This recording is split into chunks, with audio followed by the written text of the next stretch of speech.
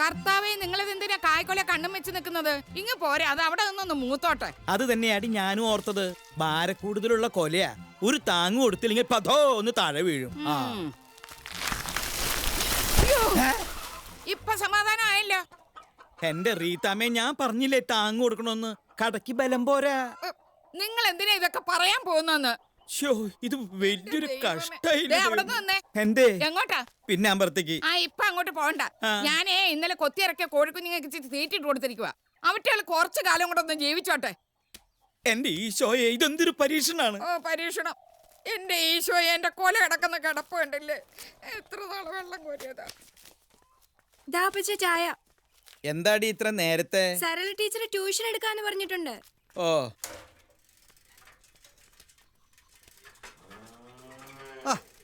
ഇതെപ്പോഴാണ് ഈ സൈക്കിൾ വാങ്ങിച്ചത്? മേടിച്ചതല്ല, ബോംബെയിലുള്ള അമ്മാച്ചന്റെ ഗിഫ്റ്റാ. പുതിയ വേലക്കാരി എങ്ങനെയുണ്ട്? ഇത് കുഴപ്പമുണ്ടാവില്ല എന്ന് തോന്നുന്നു. കുഴപ്പമാണെന്നാ എനിക്ക് തോന്നണേ.